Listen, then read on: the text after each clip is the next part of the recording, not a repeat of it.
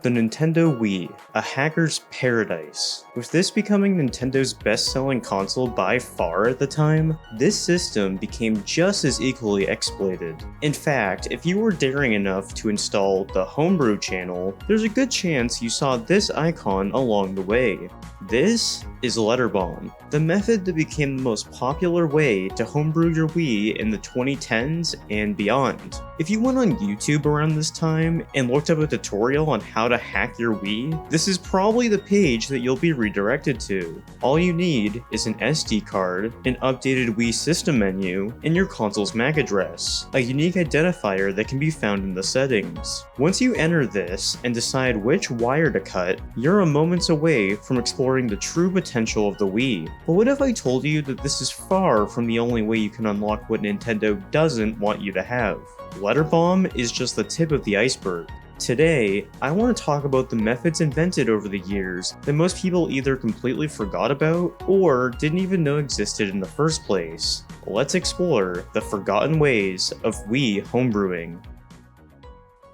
Now, if we really want to go as far back in history as we can, then I suppose we can start back in 2007. I don't want to get too far into these details because I'll admit, the technical side of all of this is not my strong suit, but Modern Vintage Gamers video on such will do more justice for such than I could ever do. All I will quickly share for the sake of this video is that by the end of this year, things were starting to escalate. The main name I need to mention here is Team Tweezers, a group that got their name from the fact that a pair of tweezers was used to exploit the Wii's security. You can see quite possibly the most notable member of the group here, Bushing, showcasing a modified version of LEGO Star Wars. And then moving to the beginning of 2008, we see him via a YouTube upload showcase Twilight Hack, the first way to access Wii Homebrew without physically modifying hardware. As you can assume, both from the title and this footage, this is done with The Legend of Zelda Twilight Princess, and it uses a hacked game save in order to launch a desired payload from the SD card,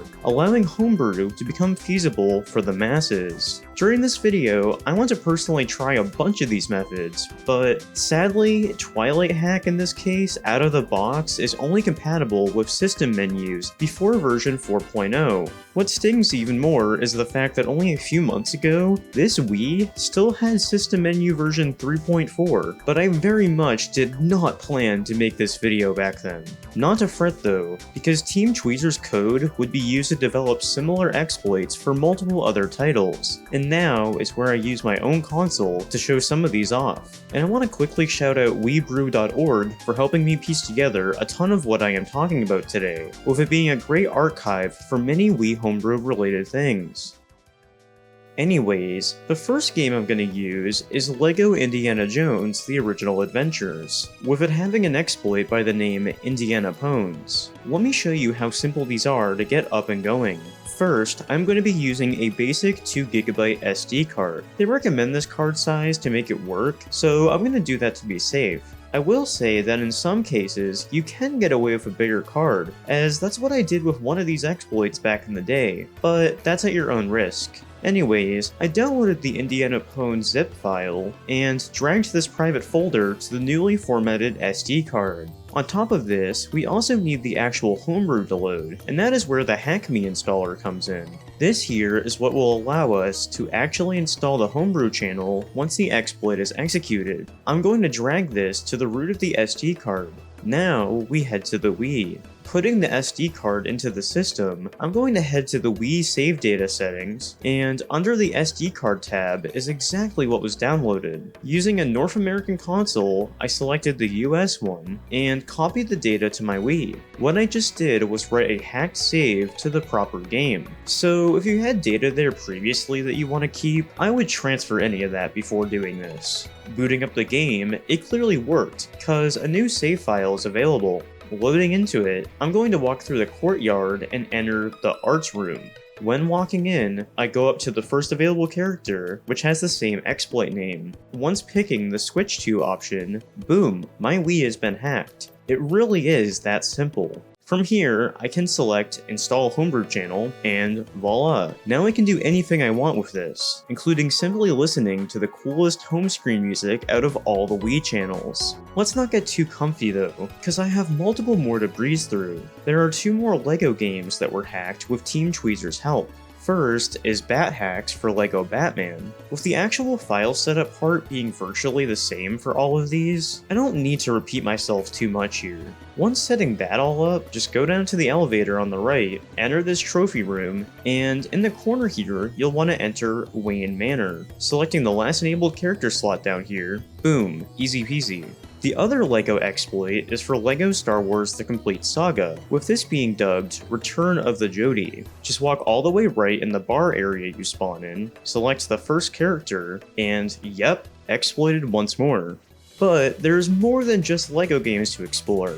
What about Super Smash Bros. Brawl? This is the way I first exploited my original Wii, growing back up around 2009 to 2010. This is Smash Stack made by Comics. I was genuinely so excited to try this one out again, and is it weird to have major nostalgia for a specific Wii Homebrew exploit?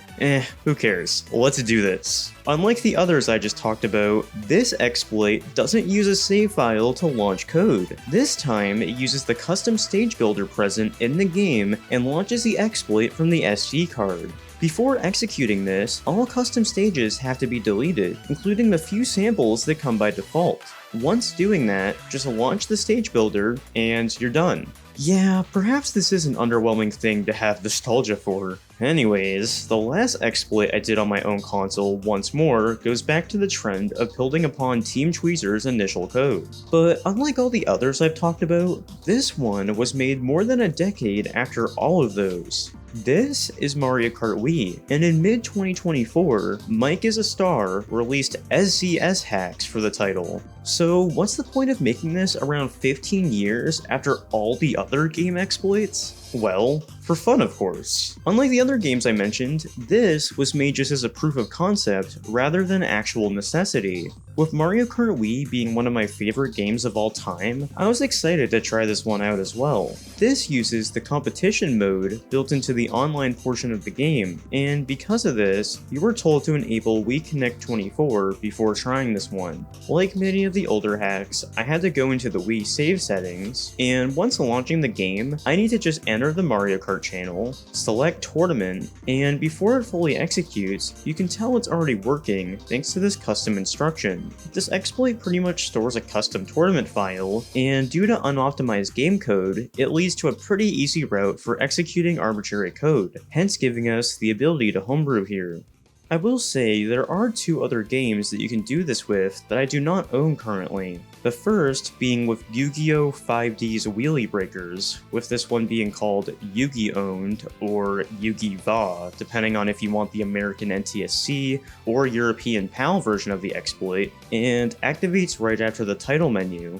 The second is Eri Hakawai. I definitely butchered that, but it's for Tales of Symphonia Dawn of the New World, and loads by picking a specific monster. Both of these were made around the turn of the 2010s with Team Tweezers code, but with these 2 games being way less popular titles than the first party and LEGO ones I already talked about, it's not too surprising if you're not familiar with these. Well, that's all the documented games I could find exploits for. To wrap things up, I'll quickly mention a few more non-game methods that have been found over the years. Starting with the oldest of the 3 that I want to mention, Wilbrand, or Wilbrand, I'm not sure. Not WeBrands though, there's not an I there, is pretty much the exact same method as Letterbomb, except this can run on Wii system menus as low as 3.0, with Letterbombs only allowing the newest of 4.3. So if you want to homebrew an out-of-date Wii, then here you go. In fact, this Wii I am using is still technically out of date, with it being on version 4.1, so let's give it a go.